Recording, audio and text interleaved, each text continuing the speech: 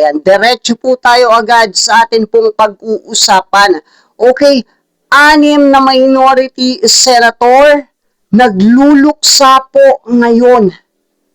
Bakit po kaya? Ayan, alamin po natin sa loob ng videos nito. Pero bago ang lahat, huwag niyo po sanang kalimutang mag-like, mag-subscribe at mag-comment. Ayan, maraming salamat po. Ilang minority senators sa ikalimang sona ni Pangulong Bongbong Marcos. Pagpapakita raw yan ng kanilang protesta sa administrasyon.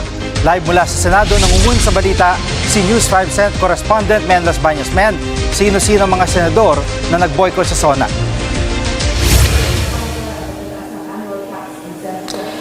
Jiggy, 12 mula sa 24 na senador o kalahati doon sa total number ng senators ang hindi nakarating sa batasang pambansa para personal na pakinggan ng ikalimang State of the Nation address ni Pangulong Bongbong Marcos. Diyan sa 12 na yan, 10 ang taga-minorya, 2 ang taga-majority block. Doon muna tayo sa minority block. Kabilang sa mga hindi nakarating mula dyan sa kanila ay ang magkapatid na Senators Alan at Pia Cayetano, Presidential Sister, Senator Amy Marcos, Senators Loren Legarda, Bongo at Robin Padilla. Sa majority block naman, hindi nakarating Senators Ping Lacson at Tito Soto. Bagamat nagpasabi si Senator Soto na masama ang kanyang pakiramdam at nagpapahinga at nagkakaroon nga raw siya ng medication ngayon pero nakamonitor naman sa SONA. Balikan natin yung mga taga-minorya. Kanina sa pagbubukas ng sesyon, Jiggy dito sa Senado, kapansin-pansin ang ilan sa kanila ay kung hindi naka-full black ay merong touch of black sa kanilang mga suot.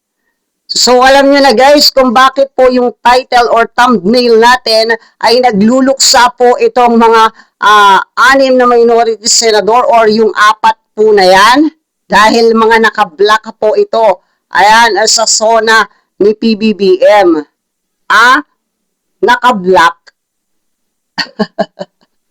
Nagluluksa. Nalulungkot. Nagagalit. Nagtatampo.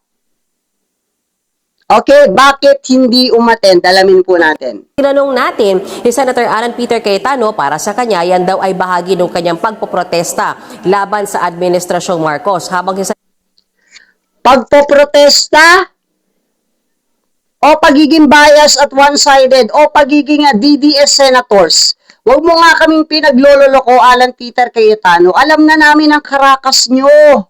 Kayong magkapatid. Sobrang bias ninyo at kitang-kita ng mata ng Pilipino kung gaano kayo ka-one-sided dyan sa impeachment. Pati ikaw, kapatid ni PBBM, si Mangga, obvious na one-sided at bias. At nahatak po nila itong si Loren Legarda dahil meron nga pong kinakaharap na kaso ang kanyang anak. Tuloy pa natin. Senator Amy Marcos, sa kanyang social media, sinabi niya na yung kanyang suot ay reflection daw nung mismong sitwasyon ng ating bansa. Nagawa daw yung kanyang damit sa retaso at hiwa-hiwa, sabi nga niya, at gulagulanit, gutay-gutay. Bagay naman sa'yo kasi mangga ka, kaya hinihiwa-hiwa ka. Ayan, gula-gulatay. Basura ka basura. Hindi ka Marcos. Ayan, kaya bagay sa'yo yung outfit mo nga, gula-gulatay, tagpi-tagpi. Kasi hindi ka naman talaga Marcos. Walang ganyang ugali ang Marcos. Ang bahagi ng pahayag ni Senators Alan Peter Cayetano at Senator Amy Marcos. Okay. Masama ang loob namin dahil pinagkukulong, kinakasuhan ang minority. Bakit hindi kayo kakasuhan kung may nakikitang kung may nakikitang ebidensya doon sa ikinakaso sa inyo? Sa mga katim mo. Katulad na lang niya, Jingo Estrada, nakitaan ng Flander case. May ebidensya. May resibo. Dumaan sa due process. Gayon din si Marcoleta. Nakulong kasi nga may ebidensya, may ginawang kagaguhan, may resibo. At Siya mismo ang nagpakulong sa sarili niya. Ngayon, susunod si Cayetano. Bakit? Kasi may nakita din. Itong si Ping Lacson at matagal na po palang hawak ni Ping Lacson ang malalaki at maraming ebidensya na magpapakulong kay Cayetano sa kasong plunder din. Dahil diyan po sa flood control niya sa Taguig. Iimbestigahan po yan diyan sa Blue Ribbon. At ito namang si Robin Padilla ay kitang-kita naman po natin na obstruction of justice yung ginawa niya po sa pagpapatakas niya kay Bato. So, anong problema mo kung bakit nakukulong? Tanga ka ba? Kasi may ginagawang kagaguhan. Pasalamat nga ikaw hindi ka kinakasuhan ng pagpapakalat mo ng mga fake news na totoo naman. Na napatunayan naman sa Senado, sa session, na fake news peddlers ka. Ikaw na mismo yung bumawi ng videos na inilabas mo. Diba? Kaya kayo nakukulong kasi may mga kaso kayo. May mga ebidensya. Diba? May resibo. Hindi kayo pinapakulong dahil wala lang, dahil gusto lang. Bobo, pinakukulong yung mga katim mo dahil may nakikitang mga ebidensya. At idinadaan ng administrasyon sa tamang paraan. May due process na ibinibigay sa inyo. Diba? Oh. Yun lang, parang hindi ko kaya eh. Masama ang loob ko dyan eh. Galing umarte, no? Well, I think marami sa amin di pupunta. Pero last year, di na rin ako pumunta. Okay lang kahit hindi kayo pumunta. O, ito po ay recorded lang. Ngayon natin na-record. Pero itong videos ng News 5, ayan. Nga pala, kinikredit po natin itong videos na ito sa News 5 everywhere. Okay, ngayon lang po natin kinokomentahan. Kinokomentuhan.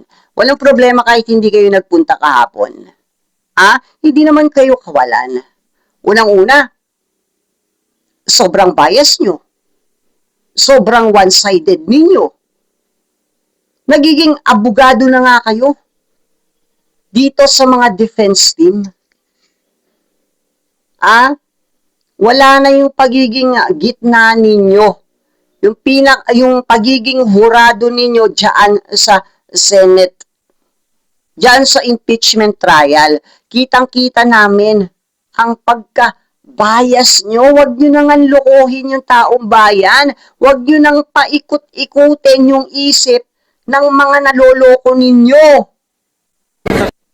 And it's my simple way of protesting pati sa pagblablak. But I really believe that our democracy is in danger and talagang pag nagsalita ka, target ka bigla. At Hindi siguro, guys. Nakikita nyo naman po yung mga katim nito na nakulong na meron po talagang basihan, may mga ebidensya at resibo kung bakit po sila nakulong. At ikaw susunod ka na, Cayetano, na makukulong dahil hindi po magsasalita si Senator Ping Lacson kung wala po siyang hawak na ebidensya. Ayan. Kaya po maiingay po yung mga yan kasi nga meron po talaga silang tinatago. Kahit lantara na po yung pagkampi nila sa defense team, wala na po silang pakialam. Wala na, lubog na kayo. Tama na, hindi po magtatagumpay yung mga masasamang binabalak ninyo. Ilang taon nyo na pong pinababagsak ang administrasyon, hanggang ngayon, presidente pa rin po si PBBM. Ang dami yung aligasyon na ibinabato sa administrasyon, keso magnanakaw, bangag. Wala naman kayong isinasampang kaso, wala naman kayong pinapakitang ebidensya, resibo sa publiko. So, paano namin kayo paniniwalaan? Maglabas kayo, maglatag kayo ng mga resibo na magpapatunay sa mga aligasyon ninyo sa administrasyon, kakampihan namin kayo. Pero, wala. Wala kaming nakikita. Hindi po pwede yung sinabi mo lang, totoo na. Hindi po pwedeng yung ikinuwento mo lang, totoo na. Huwag nyo kaming gaguhin, huwag nyo kaming paikutin, huwag nyo kaming linlangin. Ha? Totoo naman yung sinasabi ko, guys, di ba? Real talk lang po. Kung meron talaga silang magpapatunay doon sa mga aligasyon nila sa administrasyon na magnanakaw at bangag, ilatag po nila yung mga ebidensya, ipakita po nila sa atin, sa publiko, yung kanilang patunay sa kanilang aligasyon. Saka natin tignan kung may katotohanan, ba't hindi natin sila ipagtatanggol? Kung totoo, abay papanig kami sa inyo. Kasi nga napatunayan nyo na magnanakaw ang Pangulo. Pero wala. Salita nyo lang at kwento nyo lang. Paano namin kayo paniniwalaan sa ganyan? Sa korte lang, hindi yan paniniwalaan. Basura agad yan. Diba?